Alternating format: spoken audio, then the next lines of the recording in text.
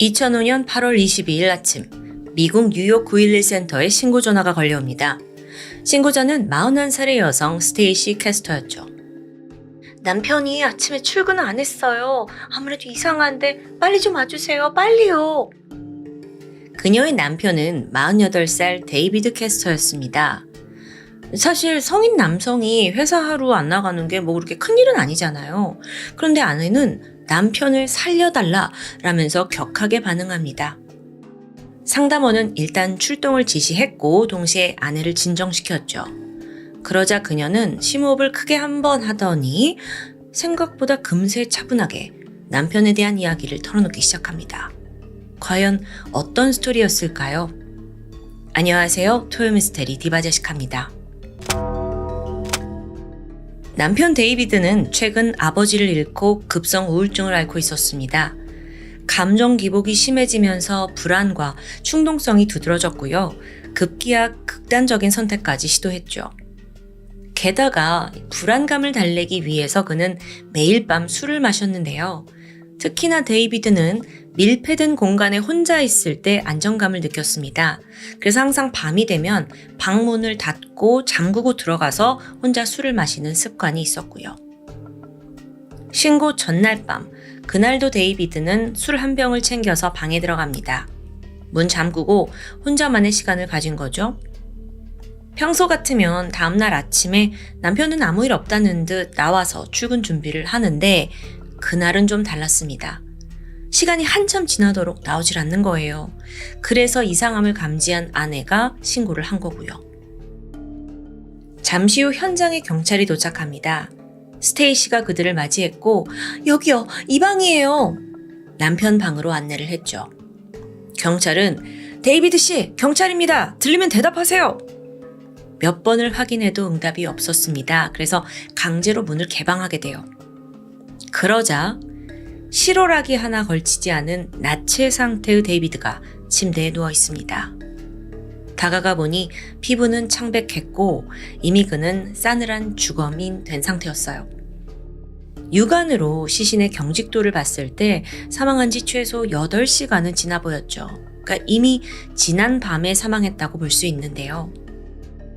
경찰은 현장을 둘러봤습니다.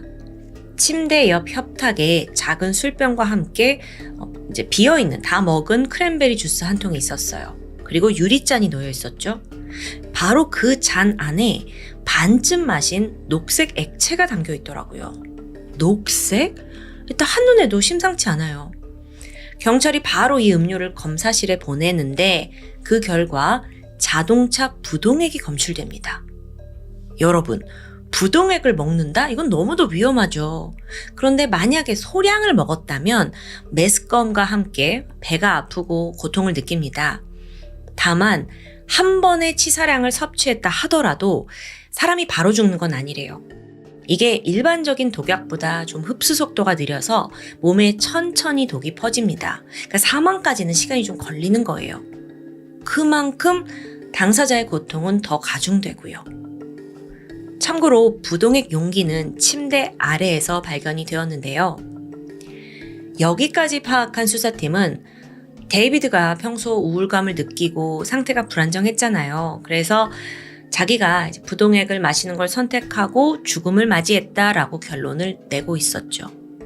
그렇게 사건이 마무리될 듯 했지만 유일하게 한 사람, 도미니크 스피넬리 형사는 뭔가 수상함을 감지합니다.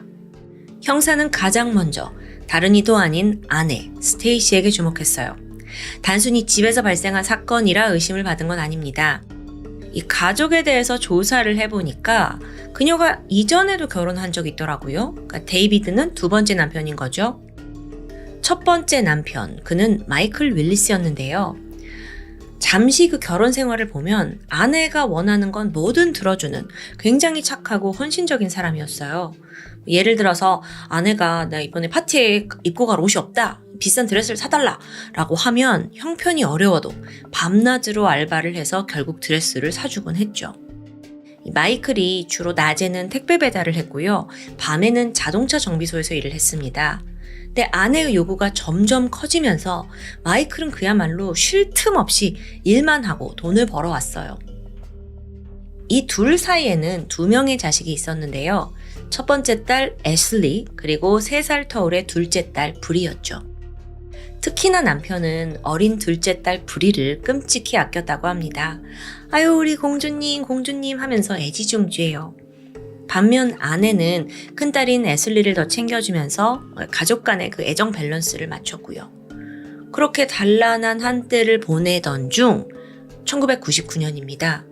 이때가 결혼 10년 차 정도였는데 돌연 마이클에게 악재가 생겼죠. 무슨 이유에서인지 건강이 급속도로 악화된 거예요. 근데 증상이 좀 특이했어요. 혀가 굳어서 말이 어눌해지고요. 조금씩 다리가 굳어가며 거동도 불편해집니다. 하루는 그냥 평범하게 물을 마시다가 갑자기 쓰러져서 막 구토를 하는 거예요. 근데 정확한 원인은 모르겠고요. 이걸 곁에서 지켜보던 딸들은 아빠가 하루하루 모습이 좀 달라지니까 혹시 우리 아빠 죽는 거 아니야? 늘 걱정했죠. 그래서 오죽하면 큰딸 애슬리 같은 경우는 매일 아침 일어나서 아빠! 하고 아빠가 살아있는지 확인하는 게 일상이었을 정도입니다. 마이클 또한 자기 상태가 좀 이상하다? 이걸 눈치챘지만 병원에 가서 혹시 무슨 진단을 받으면 아이고 내가 일도 못하고 돈도 못 벌면 어쩌지? 라는 걱정에 또 그런 가족의 생계가 위협을 받으니까 차일피일 병원에 가는 걸 미루고 있었어요. 그러던 2000년 1월이었죠. 그날 집에는 11살 애슬리와 아버지 단 둘뿐이었습니다. 마이클은 여전히 몸이 좋지 않아서 소파에 누워 있었고요. 딸은 앞에서 그림을 그리고 있었죠. 애슬리가 한참 집중을 하고 하는 시간 정도가 지난 바로 그때 돌연 이 공간에 아빠의 숨소리가 느껴지지 않는다는 걸 알아챕니다. 얼른 뒤를 돌아서 아빠 코에다가 손을 댔지만 아무 느낌이 없었죠. 이때 애슬리는 어쩔 줄 모르잖아. 11살인데 하염없이 눈물만 흘렸고요. 뒤늦게 집에 온 엄마가 911에 전화를 했지만 이미 아빠는 사망한 후였습니다. 당시의 담당 의사는 마이클이 평소에 술과 마약을 즐겼다라는 아내의 진술에 따라 사망 원인이 심장마비인 것 같습니다 라고 추정을 하게 돼요. 그런데 이걸 들은 마이클의 여동생은 갸우뚱했죠. 아니 무슨 소리예요? 오빠가 몇 달 전부터 급격하게 몸 상태가 나빠졌는데 갑자기 심장마비요? 이해가 힘들잖아요. 그래서 여기서 마이클 가족이 부검을 해보자 라고 주장을 해요. 근데 아내 스테이시가 강력하게 반대했죠. 죽은 남편의 몸을 그렇게 파헤치고 더 큰 고통을 줄 수 없대요. 그래서 결국 마이클은 부검을 하지 않고 가족 묘지에 묻히는데요. 얼마 후 마이클의 사망보험금 7천만 원 정도가 고스란히 스테이시에게 돌아갑니다.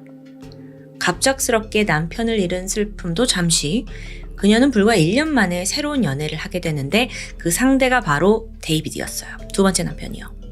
2003년 두 사람은 재혼하는 데 성공했죠. 그런데요. 시기적으로 봤을 때 이 두 번째 결혼을 올린 지 단 2년 만에 지금 또다시 남편이 사망한 겁니다. 아, 이거 이상하죠. 게다가 데이비드가 죽기 전 컴퓨터에 유언장을 남겨놨더라고요. 나의 전 재산과 사망보험금 모두를 아내 스테이시와 2명의 의붓딸에게 상속한다 라는 내용입니다. 사실 데이비드도 이번이 재혼이라서 친자식이 있었거든요. 그런데도 아내와 의붓딸들한테 다 준다는 거예요. 여기까지 파악한 도미니크 형사가 이거 반드시 재수사해야 된다. 아내 스테이시 분명 연루되어 있다. 설득을 합니다. 그래서 수사팀도 그래 재수사하자 결정을 했고 다행히도 이 데이비드 죽음에 대한 사건 파일이 다시 열리게 되죠. 가장 먼저 집안을 수색하던 형사들은 아주 중요한 증거 하나를 발견하게 돼요. 그건 바로 이 집 주방 쓰레기통에서 나온 요리용 스포이드였어요. 그런데 이게 왜 중요하냐면 그 안에 녹색의 액체가 소량 묻어있더라고요. 앞서 술잔에도 이런 액체가 있었잖아요. 바로 감식에 들어가 보니 세상에나 이번에도 부동액입니다. 심지어 이 스포이드의 끝부분에서 데이비드의 DNA까지 검출되고요. 자, 이 증거를 토대로 우리가 추리를 잠깐 해볼게요. 자, 지금까지 데이비드가 자의적으로 죽음을 선택했다고 봤잖아요. 자, 그러면 데이비드가 직접 입을 벌리고 스포이드로 입 안에다 부동액을 넣었다라는 게 성립합니다. 그러니까 스포이드 끝에 DNA가 나온 거고. 근데 문제는 이걸 어디서 했냐는 거예요. 스포이드는 주방에서 발견됐는데 앞서 그 부동액 용기는 침대 밑에서 발견됐습니다. 근데 그날 밤 데이비드는 방에 들어가서 한 번도 나온 적이 없어요. 뿐만 아니라 맨 처음 부동액이 나온 곳은 술잔이었습니다. 그러면 데이비드가 본인이 직접 이 술에다가 부동액을 탔다고 볼게요. 그럴 수 있어. 근데 왜 또다시 스포이드로 입에다가 넣냐고요. 이게 앞뒤가 맞질 않는 거예요. 이쯤 되니까 도미니크 형사가 새로운 시나리오를 추정하게 되는데 범인은 이 스포이드로 미리 데이비드가 마실 술에다가 부동액을 탔을 겁니다. 그래서 이 극단적인 선택으로 위장을 하려고 그 부동액 통 자체는 아예 그냥 대놓고 데이비드 침대 밑에 숨긴 거고요. 스포이드는 자기가 필요해서 쓴 거잖아요. 그러니까 생각 없이 그냥 주방에 버린 거죠. 그날 밤 데이비드 이 독이 든 술 가지고 방에 들어가서 문을 잠갔죠. 그리고 술 마시다 사망했어요. 그럼 이건 완벽히 밀실살인이 되는 겁니다. 자, 그럼 범인은 최소한 이 침실에 쉽게 드나들 수 있는 사이 데이비드의 평소 패턴을 잘 알고 있는 사람일 겁니다. 이게 가능한 건 가족들 뿐이에요. 그날 집에 있던 건 아내 스테이시와 두 딸들 뿐이었죠. 실제로 그 두 딸 애슬리와 브리는 새아빠와 그렇게 친하진 않았습니다. 또 당시 청소년기 여자아이들이라 데이비드도 섣불리 다가가지 않았다고 해요. 집에서 그냥 간단한 대화만 나누는 정도? 그렇다 보니 새아빠의 침실에 들어가는 건 아예 상상도 못합니다. 그렇다면 화살은 오직 한 명, 스테이시에게 향할 수밖에 없어요. 심지어 전 남편도 수상하게 죽었고요. 순간 도미니크 형사의 머리를 스치는 해결 방법이 있었습니다. 그는 신속하게 법원에 가서 허락을 요청했고 승인을 받자마자 전 남편 마이클의 시신을 발굴합니다. 왜냐? 그 시신에 어떤 증거가 있을 테니까요. 여러분, 참고로 미국에서는요, 시신을 땅에 묻기 전에 간단한 방부 처리를 한다고 해요. 시신의 혈관에다가 포르말린을 이제 주입을 하는데 그렇게 되면 부패 속도가 현저히 느려지겠죠. 덕분에 이 시신을 발굴해 보니 7년 전 사망한 마이클인데도 불구하고 비교적 온전한 상태로 남아있는 거예요. 다행이죠. 부검이 진행됩니다. 그리고 그의 신장에서 미세한 돌가루, 옥살산 칼슘 결정이 검출되는데 이게 매우 중요했어요. 왜냐하면 몸에 부동액이 만약에 들어온다면 우리 몸은 이걸 자정적으로 해독하려고 해요.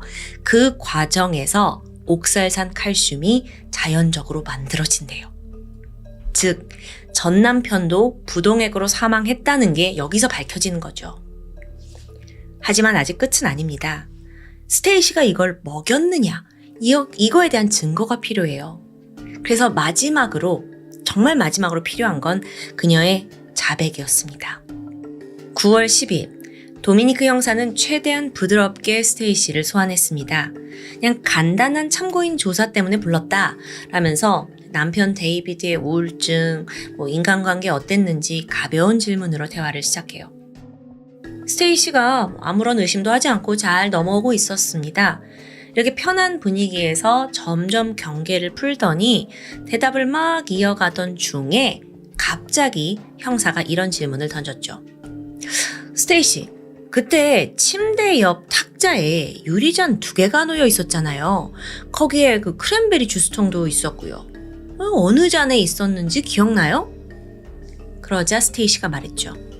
글쎄요, 제가 그러니까 제 말은 크랜베리 주스, 그러니까 그게 말이죠. 그 생각이 이 대화에서 나온 안티프리.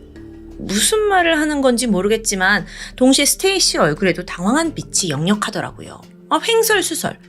그런데 갑자기 그녀가 지금 자기를 시험하고 무슨 함정수사를 하는 거 아니냐 막 화를 버럭 내요. 그런데 이걸 보고 있던 도미니크 형사는 씩 웃음을 보였죠. 걸린 겁니다. 그리고 여기서 뭔가를 꺼내요. 그건 바로 주방에서 발견된 스포이드였죠. 이 스포이드를 보자마자 스테이시의 눈빛이 막 흔들리더라고요. 그런데 바로 이때 도미니크 형사가 자, 이제 집에 가십시오. 이런 거예요. 아니 뭐예요? 지금 다 잡은 거 아닌데 좀 더 캐내가지고 체포를 해야 되는 거 아닌가 싶은데 그냥 가래요. 왜냐? 이건 사실 아주 치밀한 작전이었어요. 왜냐하면 만약에 추정이 맞다면 지금 스테이시는 2번이나 살인을 저지른 사람입니다. 이걸 스포이드 하나로 밝혀낼 수가 없는 거예요. 한 방에 가야 해요. 그래서 어차피 2건의 살인 자백을 받아내기 힘드니 차라리 이런 식으로 계속 경찰서에 불러서 압박하고 심리적으로 흔들어보자. 그러면 분명 그녀가 무너질 거다라는 전략을 세운 거죠. 그러니까 사실 이게 수법 중에 하나래요. 범인을 알고 있지만 절벽 끝까지 몰아붙여서 자백을 하게 하는 기법이요. 그렇게 집에 돌려보냈는데 여기서 도미니크 형사가 예상하지 못한 게 있습니다. 그건 바로 일반인의 상식을 뛰어넘는 스테이시의 악마성이었죠. 그 인터뷰가 끝나고 불과 이틀 만인 2007년 9월 14일 돌연 스테이시의 첫째 딸 18살이던 애슬리가 극단적 선택을 하면서 응급실 실려갑니다. 발견됐을 당시에 침대 옆에 보드카 병하고 약병이 널려 있었어요. 그리고 컴퓨터로 프린트된 유서까지 발견됐죠. 근데 이 유서의 내용이 충격적입니다. 엄마는 아무 죄가 없어요. 구구절절한 변명과 함께 과거에 자기 친아빠 마이클 그리고 새아빠 데이비드 모두 자기가 죽였다는 내용이 적혀 있는 거예요. 세상에나. 아무 접점이 없던 큰딸인데 갑자기 이런 자백을 남기고 죽음을 선택했다? 이게 말이 되냐고요. 안 되죠. 도미니크 형사는 와, 이 모든 거 스테이시의 계략이구나 라고 직감합니다. 일단은 그 딸이 쓴 유서를 잘 살펴보게 돼요. 그리고 아주 중요한 증거를 찾아냈죠. 영어로 부동액이 anti-freeze예요. freeze. 근데 그 발음 때문에 스펠링이 헷갈렸는지 유서에는 anti-free라고 적혀 있는 거예요. free, F-R-E-E. 근데 여러분 기억하세요? 이전에 경찰 조사에서 스테이시가 말실수를 했을 때 anti-free, 아니 그 단어를 말했잖아요. 이거 바로 그녀가 범인임을 증명하는 단서가 될 수 있겠죠. 자, 그렇다면 왜 큰딸은 왜 자기가 자백하고 이게 어떻게 된 일이야? 자, 지금부터가 정말 충격적인 파트인데요. 스테이시, 범인입니다. 그녀는 경찰의 포위망이 지금 좁혀오고 있어요. 게다가 자기 첫 번째 남편까지 죽인 게 발각될 위험에 처했어요. 희생양을 물색합니다. 그때 고른 게 자기 첫째 딸 애슬리였습니다. 생각해보면 전 남편이 죽을 때 딸이 유일하게 같은 공간에 있던 사람이에요. 몰아가기 딱이에요. 얘한테 모든 범죄 몰고 그냥 얘를 죽은 것처럼 꾸미면 되거든요. 어떻게 할까? 앞서 남편들 때처럼 부동액을 사용하면 이건 3번 연속이니까 너무 의심받잖아요. 그래서 고민 끝에 가장 보편적인 방법, 진정제 과다 복용을 선택합니다. 그러니까 시나리오가 뭐냐면 경찰이 지금 엄한 엄마를 의심하니까 죄책감에 시달린 딸이 술과 치사량의 진정제를 먹고 스스로 목숨을 끊는 그런 완벽한 각본을 짠 거죠. 마침 다음 날이 애슬리 생일이었어요. 그래서 술을 먹일 수 있는 핑계까지 완벽하더라고요. 엄마 스테이시는 즉각 세팅에 들어갑니다. 컴퓨터로 딸이 쓴 것처럼 유서를 작성해요. 이때 스펠링 오타를 낸 거고요. 이후에는 오렌지 주스와 보드카 섞어놓은 칵테일에다가 진정제 20알을 곱게 빻아서 넣습니다. 모든 준비가 끝났어요. 딸이 도착을 했는데 엄마랑 술도 한잔 해야지 생일인데 애슬리는 자기 친엄마의 검은 속내를 전혀 알지 못한 채 고맙다면서 이 축하주를 들이킨 거예요. 약기운이 돌았고 그대로 쓰러졌죠. 그러자 스테이시는 딸을 방으로 끌고 가 침대에 눕힙니다. 옆에다가 자기가 만들어 놓은 유서를 넣고요. 또 그 옆에 보드카와 약병을 보란 듯이 올려뒀습니다. 그런데 문제가 있었어요. 딸이 생각보다 빨리 죽지 않는 겁니다. 의식을 완전히 잃은 줄 알았는데 애가 정신을 차리고 구토를 하고 또 쓰러지고 이런 상황이 17시간 동안 반복돼요.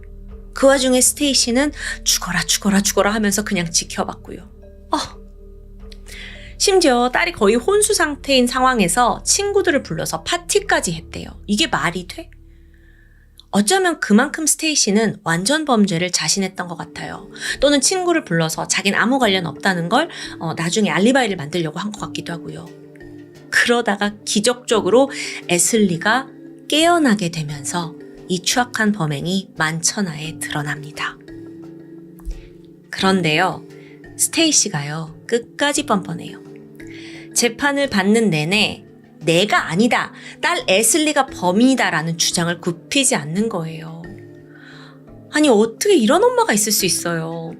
뭐라고 하냐면, 첫 번째 남편 마이클을 왜 내 딸이 살해했는 줄 아냐? 예전에 남편이 둘째만 맨날 예뻐했다. 그것 때문에 질투 때문에 죽인 거다라고 해요. 아니, 그 말이 성립이 된다면 만약에 그럼 당시 얘가 11살이었는데 이 여자애가 아버지 입을 강제로 벌리고 부동액을 넣었다는 겁니까? 말이 안 되죠. 두 번째 양아버지 데이비드 살인에 대한 주장은 더 기가 막혀요. 사실 자기 딸이 남편과 몸을 섞는 불륜관계였다고 몰아가는 거예요.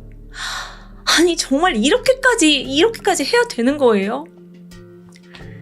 경찰은 그녀의 사악한 시나리오들을 다 예상했는지 이미 조사를 했고 그 둘 사이에 아무런 부정적인 관계는 없었다라는 걸 확인했어요. 스테이시는 계속해서 뻔뻔한 주장을 이어갑니다. 그걸 듣고 있던 판사조차 와, 저 여자 안 되겠다. 어떻게 이렇게 잔혹하게 딸을 죽이려 하고 뒤집어 씌울 수 있냐. 치를 떨었죠. 긴 재판 끝에 결국 스테이시는 2건의 남편 살인, 1건의 딸 살인 미수, 거기에 더해 유언장 위조 혐의까지 유죄가 판결되면서 최종 51년간 가석방 없는 종신형이 내려집니다. 여러분, 오늘 사건에서 사실 가장 마음이 쓰이는 사람은 딸 애슬리였습니다. 엄마가 종신형을 받았잖아요. 그 이후에 애슬리가 복잡한 심경을 드러냈어요. 강한 분노와 배신감이 들었지만 그래도 평생을 키워준, 평생을 함께해온 어머니이기 때문에 여전히 사랑한다라는 감정이었죠. 하지만 자기한테 그냥 미안하다라는 말 한마디만 해주면 모든 걸 잊고 용서하려 했습니다. 그런데요, 스테이시는 어떠한 사과의 말도 하지 않았고요. 기회도 주지 않았어요. 그녀는 2016년 6월 갑작스러운 심장마비로 교도소에서 사망합니다. 이때 애슬리의 심정은 어땠을까요? 그저 엄마에게 미안하다 딸아 라는 말 그것 듣고 싶었을 뿐인데요. 모성애를 벌인 매정한 엄마 사건 참 제가 많이 다뤘는데 오늘 사건은 정말 여러모로 너무도 충격적이었습니다. 모성애가 모든 것을 이긴다고 하는데 이렇게 살벌한 엄마가 있을 수 있을까요? 여러분의 생각도 댓글에 자유롭게 남겨주세요. 지금까지 토요미스테리 디바제시카였습니다. 안녕하세요. 토요미스테리 디바제시카입니다. 미국 플로리다주에 살고 있던 25살 남성 드웨인 발렌타인. 그는 6살 된 아들 버바를 키우는 싱글대디였습니다. 드웨인은 어디 가도 눈에 단번에 띌 정도로 큰 덩치를 가지고 있었는데 또 그만큼 심성도 따뜻했어요. 특히나 하나뿐인 아들을 굉장히 아끼고 사랑했죠. 드웨인에게 버바는 세상의 전부였습니다. 또 엄마의 빈자리를 느끼지 않을까 늘 최선을 다했는데 그래도 사실 채워줄 수 없는 부분이 있긴 해요. 버바는 잠자리에 들 때마다 하느님 엄마를 저에게 보내주세요 라는 기도를 하더라고요. 이걸 들은 드웨인은 안타까움이 들었죠. 사실 아이를 위해서 연애나 재혼 다 피해왔었는데 오히려 이게 아이한테 상처를 준 게 아닐까 고민하게 됩니다. 그러던 2007년 6월 어린이집에 아들을 데리러 갔던 어느 날 거기서 새로운 보조 선생님을 마주칩니다. 31살의 타샤 필즈. 금발의 아름다운 여성이었어요. 또 어린이집 그 선생님 특유의 다정함으로 드웨인 부자를 맞아줬고요. 알고 보니까 그녀 또한 4살 된 딸 렉시를 키우고 있는 싱글맘이더라고요. 최근에 이 지역으로 이사를 왔대요. 아침마다 애를 데려다주고 오후에도 픽업을 가면서 드웨인과 타샤가 얼굴을 익히게 되고요. 조금씩 스몰 토크를 하면서 서로의 비슷한 처지를 알게 됩니다. 특히나 드웨인은 이 선생님이 자기 아들 버바한테 각별한 애정을 보이는 게 눈에 띄었어요. 그러니까 더 마음이 가죠. 타샤 또한 드웨인한테 관심이 있는 듯 합니다. 그런데 드웨인은 이제 아무래도 좀 여러 가지 여건 때문에 주저하고 있었는데 이때 타샤가 아주 적극적으로 다가오게 돼요. 어린이집에 있는 다른 선생님을 통해서 자신의 전화번호가 적힌 쪽지를 건네게 된 거예요. 이날 이후로 매일같이 러브레터 같은 문자를 보내왔죠. 처음 봤을 때부터 당신에게 끌렸어요. 진실한 친구이자 연인이 되고 싶어요. 이런 달콤한 말들이 한가득 쓰여 있습니다. 드웨이는 약간 어벙벙했어요. 이렇게 아름다운 여성이 자기를 좋아하는 게 꿈만 같거든요. 약간 로맨틱 영화의 주인공이 된 것 같달까? 그렇게 몇 번의 데이트가 이어졌고 결국 두 사람은 연애를 시작합니다. 그리고 아주 빠르게 서로의 삶으로 파고 들어가기 시작했죠. 서로의 아이들, 각자 다 아이들이 있잖아요. 아이들한테 따스한 보호자가 되어주었고요. 그렇게 스스럼 없이 양쪽 집을 자유롭게 드나들게 되죠. 어느덧 네가 못한 청소, 네가 못한 요리도 내가 하면서 드웨인과 아들, 또 타샤와 딸 이렇게 네 사람은 거의 한 가족처럼 녹아들게 됩니다. 애들도 다 잘 따랐어요. 이렇게 사이가 깊어질수록 드웨인은 타샤에 대해 더 알고 싶잖아요. 그래서 과거에 넌 어떤 걸 하고 살았는지 이렇게 물어보게 되거든요. 근데 타샤가 아주 자랑스럽게 답을 내놓았죠. 우리 할아버지가 되게 유명한 판사야. 나? 나는 전액 장학금 받고 형사 사법학 석사를 전공했어. 굉장히 자랑을 늘어놓는 거예요. 근데 정작 그 개인적인 삶에 대해서는 좀 깊이 있게 털어놓지 않는 느낌이랄까? 대화가 좀 겉도는 듯 합니다. 그럴 수 있지. 당시 드웨이는 타샤에게 너무나 흠뻑 빠져 있었기 때문에 대수롭지 않게 생각하고 넘겨요. 오히려 이렇게 예쁘고 능력도 좋은 그녀가 나를 사랑해 준다는 것 자체가 감사했습니다. 그러던 어느 날 타샤가 결심한 듯 말합니다. 드웨인, 나랑 결혼해 줄래? 내 딸 렉시도 당신이 아빠가 되어주길 너무 원해. 와, 프로포즈를 받은 거예요. 드웨인에게는 정말 꿈 같은 일이었죠. 그렇게 두 사람이 결혼을 했고 살림을 합치게 됩니다. 근데 이때가 연애한 지 한 달 만이었어요. 예쁜 사랑을 키워가는 커플과는 반대로 이걸 좀 탐탁지 않게 바라보던 사람이 있습니다. 바로 드웨인의 엄마 리사였죠. 아들 결정이 너무 성급하다고 느껴진 거예요. 그리고 또 무엇보다 타샤를 만날 때마다 어딘가 좀 꺼림직한 기분도 들었고요. 그 문제가 뭐였냐? 좀 더 따져보면 아니 그렇게 좋은 집안에 석사까지 했다면서 왜 지금은 어린이집 보조교사를 하지? 이게 맞나 싶은 거예요. 그래서 아들한테 너 타샤가 어떤 사람인지 좀 더 알아봐라 라고 경고했지만 이미 깊게 빠진 드웨이는 전혀 그 말을 듣지 않았죠. 오히려 엄마가 너무 과민 반응한다면서 목소리를 높일 때도 있었습니다. 그렇게 5개월이라는 시간이 흘러갑니다. 이때쯤 굳건할 것 같았던 이 가정에 균열이 생기기 시작해요. 시작은 버바의 복통이었는데요. 어느 날부터 아들 버바가 설사와 함께 심각한 복통을 호소하는 겁니다. 이때 타샤가 아이 곁에 머물면서 지극정성으로 보살폈죠. 하루에도 몇 차례나 약을 먹였고요.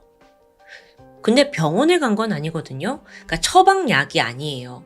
그래서 드웨인이 무슨 약이냐라고 물어봤죠. 그랬더니 타샤가 걱정 마. 나도 엄마라서 잘 알아. 이거 애들 면역에 진짜 좋은 약이야. 라고 설명합니다. 그런데 이후 버바의 증세는 점점 더 악화돼요. 결국 보다 못한 드웨인이 아들을 데리고 병원에 데려갔죠. 그리고 혹시나 하는 마음에 타샤가 먹이던 그 약도 챙겨갑니다. 잠시 후 버바를 진찰한 그 소아과 의사가 약까지 확인하고는 눈이 휘둥그레집니다. 아니, 이걸 애한테 매일 먹이셨다고요? 이거 변비약이에요. 지금 얘요, 장 운동이 거의 멈춘 상태라고요. 참고로 여러분, 변비약은 장의 근육을 인위적으로 수축시켜서 설사를 일으킵니다. 근데 이걸 지속적으로 복용할 경우 장 근육이 스스로 움직이는 능력을 잃게 돼요. 그러면서 더 심한 변비가 생기게 되죠. 그뿐만 아니라 썰자를 자주 하게 되면 칼슘과 나트륨 같은 영양소가 흡수되지 못하고요. 이에 따라 저혈압, 부정맥이 생길 수 있고 또 탈수로 인해 어지러움, 피로, 두통까지 동반합니다. 드웨인 당황했어요. 그리고 일단 엄마 리사에게 이 상황을 말해주는데 리사가 어라? 너무 불길한 거예요. 그래서 타시한테 가서 너 왜 우리 손자한테 이 약을 먹였냐? 라고 물었지만 무슨 말씀이시냐. 나는 이거 좋다고 해서 다 먹인 거다. 하면서 막 그냥 미꾸라지처럼 빠져나가더라고요. 이전부터 좀 이상했잖아요. 그래서 의심을 거둘 수 없던 리사가 은밀히 타샤에 대한 뒷조사를 시작합니다. 가장 먼저 그녀의 아버지에게 연락을 했어요. 그런데 반응이 황당하더라고요. 아버지가 말하길 걔가 거기 있었군요. 당장 도망치세요. 에? 무슨 말이냐고요. 이걸 되묻기도 전에 아버지가 다시는 나한테 연락하지 말라면서 전화를 끊어버려요. 리사는 너무나 황당했죠. 충격적이고요.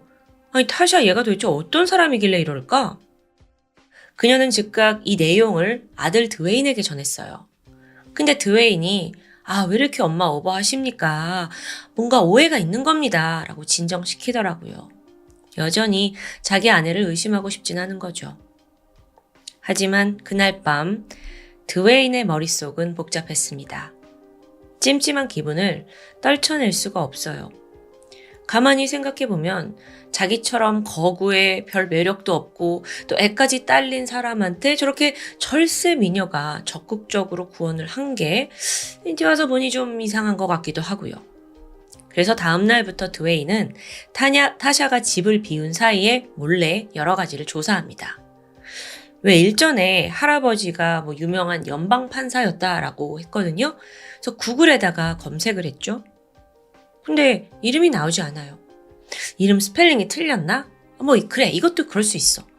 근데 무심코 타샤의 컴퓨터를 보던 중에 수상한 폴더 하나를 발견합니다. 그걸 열어보니까 또 그 안에 숨긴 파일이 있어요. 열어봤더니 충격 그 자체였죠. 타샤가 미치 캠프라는 남성과 결혼한 증명서가 나온 겁니다. 근데 여러분, 타샤에게는 딸이 있잖아요.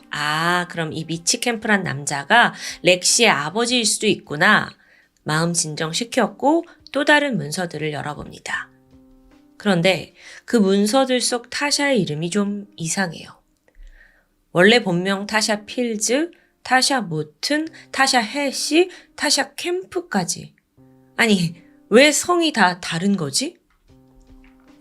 여러분도 아시겠지만 미국에서 여성이 결혼을 하면 보통 남편의 성을 따릅니다.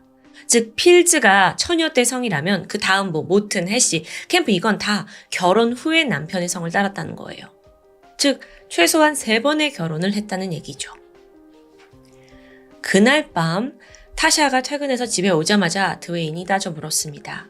그러자 타샤가 당황하더니 할아버지가 사고로 눈을 다치셔서 가봐야 된대요. 횡설수설하는 거예요. 드웨인도 여기에 말려들지 않고 계속 캐물었죠. 그랬더니 타샤가 실토합니다. 사실 드웨인 이전에 이제 3-4명의 남성과 결혼을 했고 아까 증명서에 있던 미치는 2번째 남편 렉시의 친부라고 합니다. 다른 결혼들은 전 남편들이 음주를 하거나 도박, 폭력으로 인해서 다 오래가지 못하고 헤어졌다고 털어놓게 돼요. 동시에 타샤는 여보, 내가 정말 남자 보는 눈이 없나 봐. 눈물을 흘리는 거예요. 드웨인도 할 말을 잃었습니다. 왜냐하면 사실 드웨인 자신도 이혼을 한 전적이 있어요. 근데 1-2번은 그럴 수 있다 쳐. 하지만 3-4번의 이 경력이 있다? 이건 좀 받아들이기가 힘들잖아요. 게다가 그녀의 말이 정말 사실일까요? 이후 드웨인은 은밀히 자체 조사를 이어갔고요. 드디어 타샤의 전 남자친구 케이스 존슨을 찾아냅니다. 그가 들려준 이야기가 정말 더 충격적이었어요. 뭐라고 하냐면 타샤랑 만나세요? 그 여자 진짜 미친 여자예요. 입 밖에 나오는 거 다 거짓말이고요. 애도 3명이나 있어요. 가장 소름 끼치는 게 뭔지 알아요? 그 여자가 나한테 술을 먹고 이런 얘기를 했는데요. 전 남편이 살인을 저질렀대요. 뭐 두 번째 남편이 자기랑 딸을 성폭행해서 그 남자가 대신 죽여줬다나? 자기 집으로 유인해서 그랬대요. 난 생각만 해도 정말 그 여자 소름 끼쳐요. 질색팔색 하는 거예요. 케이스조차 타샤랑 엮이는 건 위험하다면서 드웨인한테 경고를 하더라고요. 아니, 이 여자 대체 뭐지? 까면 깔수록 너무도 무서운 이야기만 들려옵니다. 사실 이러고 집에 돌아가면 다시 웃는 얼굴로 타샤를 대하기가 힘들잖아요. 그렇게 날이 갈수록 두 사람의 관계가 점차 악화되기 시작해요. 결국 결혼한 지 8개월 만에 두 사람은 갈라섰습니다. 더 정확히는 타샤가 데이팅 어플로 다른 남자를 만났고 자기한테 소홀해진 드웨인을 떠나겠다고 한 거죠. 그렇게 막상 그녀가 떠나게 되는데 드웨인이 이제 마음이 복잡한 거예요. 내가 혹시 주변 사람한테 휘둘려서 아내를 잃은 게 아닐까 하는 생각도 들었고요. 근데 그러던 중 또 다른 충격적인 일이 발생합니다. 우연히 컴퓨터를 켰는데 마침 타샤의 SNS가 로그인되어 있었어요. 근데 거기에 메시지가 여러 개 쌓여 있더라고요.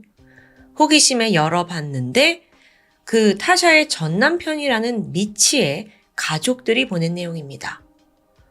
지난 2004년 타샤를 만나러 갔던 미치가 실종 상태인데 너 얘 어디 있는지 아냐? 애절하게 행방을 묻고 있는 내용입니다. 무슨 소리야 이게? 그래서 드웨인이 미치 캠프 이 이름을 구글에 검색해요. 와, 떡하니 실종자로 등록되어 있더라고요. 자, 그래서 이제 드웨인은 그 미치 캠프가 어떤 사람인지 왜 실종됐는지를 조사하기 시작합니다. 미치는 미주리주에서 카펫 설치업자로 일하던 중이었습니다. 그러다 2001년 26살이던 타샤를 만났는데요. 타샤가 한참이나 연하였어요. 자기보다 11살이나 어렸거든요. 그런 그녀가 자기를 막 적극적으로 쫓아다니니까 신이 났죠. 그래서 미치는 사실 타샤의 부탁이라면 만사를 제쳐두고 들어줬습니다. 그러다 보니 이 일에 소홀해졌고 얼마 안 가 심각한 경제난에 시달리게 돼요. 그런데 반면에 타샤와의 관계는 더 견고해졌죠. 2002년 결혼을 해서 렉시를 낳더라고요. 근데 이것도 얼마 안 갔고 다시 타샤가 바람을 펴서 둘이 이혼을 하게 돼요. 근데 또 어찌어찌 하다가 2003년 둘이 재결합을 하게 된 겁니다. 그러니까 두 사람은 결혼을 2번 한 거예요. 그런데 또 타샤가 불륜을 저질렀네. 결국 결혼 생활은 8개월 만에 끝이 났고요. 이때 이제 이혼을 하게 되는데, 그러니까 2번의 결혼과 2번의 이혼을 같은 남자와 한 거죠. 근데 이때 타샤가 미치를 가정폭력으로 신고해버려요. 그리고 미치가 어쩔 수 없이 감옥에 4개월간 복역을 하게 되는데요. 그 사이 타샤는 딸을 데리고 아예 떠나버렸어요. 그리고 불륜남인 33살 그렉 모튼과 재혼을 하게 되죠. 감옥에서 나온 미치는 깜짝 놀랐습니다. 내 딸 데리고 지금 다른 남자랑 살고 있다고? 타샤한테 수차례 연락하게 됐어요. 다른 건 몰라도 딸은 찾아와야겠다라는 심정으로 법정 싸움까지 이어졌고요. 그런데 2004년 8월 24일 불현듯 미치가 가족한테는 딸 렉시를 데리고 오겠다라고 하고 집을 나섰는데 그 이후 실종된 겁니다. 그럼 미치가 어디로 갔냐? 그가 향한 곳은 타샤와 새 남편 그렉이 살고 있던 시골 농장이에요. 미치의 가족들은 분명 그가 살해당했다고 이미 믿고 있습니다. 하지만 증거가 없었고 결국 사건은 그냥 미제 실종 사건으로 치부되고 있었죠. 여기까지 파악한 드웨인은 앞서 전남친 케이스의 이야기까지 떠올랐습니다. 왜 그랬잖아요. 2번째 남편을 살해한 전남편이 있다고요. 그래서 2008년 2월에 드웨인이 여태까지 조사한 내용을 다 모아서 경찰서를 찾아갑니다. 그 미치 캠프라는 사람 실종 사건의 배후에 타샤가 있다는 짐작을 하나하나 꺼내놨죠. 다행히 경찰도 심각성을 감지했고요. 미치의 생활 반응 전혀 없었거든요. 2004년 8월 이후로. 그래서 아무래도 그가 살해당한 게 맞다라고 추측을 하게 됩니다. 다음으로는 바로 타샤의 행방을 추적했어요. 당시 그녀는 지역에서 40km 정도 떨어진 엘라베마에서 또 다른 남성과 동거하던 중이었습니다. 경찰이 그녀를 찾아갔고 타샤한테 여러 가지를 묻게 되는데 아주 태연하더라고요. 미치? 그래? 제 전남편들이요? 저는 이혼을 한 후에 전혀 연락을 하지 않아서 아무것도 몰라요. 이런 아주 대범함을 보였습니다. 그래서 경찰이 참고인 조사차 그녀를 조사실에 넣고 그때부터 베테랑 형사를 투입했죠. 과연 어디까지 거짓말을 할 수 있을까요? 신문은 이어집니다. 5시간, 8시간은 기본이었고 거의 40시간 이상 계속됐어요. 같은 질문 또 묻고 다른 방향으로 묻고 근데 여기에 타샤는 이랬다 저랬다 대답을 하는 거예요. 그럼 또 형사는 근데 왜 아까랑은 말이 다르세요? 그럼 이제 타샤가 이제 당황해서 그런가요? 계속 이걸 물어보시니까 진짜 저 토할 것 같아요. 막 이러더라고요. 타샤는 여전히 빠져나갈 궁리만 한 것 같아요. 그러다 지치고 지쳤는지 입을 떼기 시작하는데요. 2004년 8월 24일 그날 맞아요. 전 렉시를 데리러 어린이집에 갔어요. 그런데 집에 돌아와 보니까 피가 흥건했습니다. 그때는 남편 그렉이 미치를 죽인 거예요. 근데 그 살해 장면은 제가 직접 본 게 아니라 무슨 일인지 몰라요. 그렉이 농장 근처에 시신을 매장했다고 했어요. 저도 신고하려고 했는데 발설하면 제 딸을 죽일까봐 전 아무 잘못 없고 억울합니다. 이렇게 진술합니다. 자, 여러분도 이게 어딘가 좀 거짓말이라는 감이 오시죠? 보면 앞서 남자친구 케이스가 타샤가 전 남편을 집으로 유인했다라는 말을 했었거든요. 앞뒤가 맞지 않아요. 근데 진실을 알기 위해선 무엇보다 미치의 시신이 필요했죠. 그래서 경찰도 좀 분위기를 바꿔서 당신 그렇게 진술해줘서 너무 고맙다. 그럼 이제 시신의 위치를 알려달라. 그래야 우리가 그렉의 범행을 밝힐 거 아니냐 설득을 합니다. 이후 그녀는 직접 농장으로 가서 그 매장된 위치를 가르쳐요. 그래서 경찰이 일대 딱 모두 팠죠? 시신은 나오지 않습니다. 완전 경찰을 가지고 노는 거예요. 그러자 타샤가 몇 년 사이 주인도 바뀌고 지형도 많이 달라져서 위치가 헷갈린대요. 또 횡설수설 하는 겁니다. 그러다가 또 나중에는 자기가 사실 그렉한테 들은 이야기라 확실한 위치가 아니었나 보다 라고 말합니다. 정말 뺀질이 같아요. 다음으로 소환된 사람은 그렉이었습니다. 처음에 그는 자기는 아무것도 모른다. 조사에 협조를 하지 않아요. 하지만 이때 경찰이 당신 지금 다른 방에 있는 타샤한테 진술이 나왔다. 거기에 따르면 네가 죽인 거라는데 맞냐? 너 이대로 가면 네가 다 뒤집어 쓴다. 설득과 압박을 합니다. 그러자 여기서 그렉이 조건을 제시해요. 자백을 하는 대가로 형량을 감형해달라는 제안이었죠. 이게 종종 벌어지는 일인데 이게 이제 윗선의 승낙이 필요하거든요. 그래서 검찰 쪽에서 허락이 떨어졌고 거래가 성사됩니다. 그리고 그렉이 드디어 입을 떼기 시작했죠. 타샤와 결혼한 직후 그녀는 계속해서 그렉을 세뇌시켰습니다. 전 남편 미치가 자신과 아이를 성폭행하려고 했고 또 성욕에 눈이 멀어서 딸을 뺏어가려고 한다. 제발 악마 같은 저놈을 죽여야 한다. 라고 간청했어요. 그렉이 처음에는 살인이라니 자긴 평생 그런 걸 해본 적도 없는데 그래서 망설였지만 당시 2살밖에 되지 않은 저 렉시를 지켜야 한다는 생각이 강하게 들었습니다. 참고로 여러분 이건 모두 타샤가 만들어낸 거짓말이었고요. 성폭행 없었고요. 그냥 양육권을 지 혼자 100% 가지려고 그렉을 이용한 거예요. 그러던 어느 날 미치가 농장에 온다는 소식이 들려요. 그렉은 바로 총을 준비했죠. 그리고 사건 당일 타샤가 미치를 데리고 집 안으로 들어오자마자 기다리던 그렉이 망설임 없이 방아쇠를 당겼습니다. 탕! 미치가 쓰러졌는데 이때 타샤가 가서 막 발로 차요. 그리고 침을 뱉더니 이어서 그렉한테 말하죠. 얼른 확실히 끝내! 이후 그렉은 4발의 총을 더 쏴서 그렇게 미치를 살해합니다.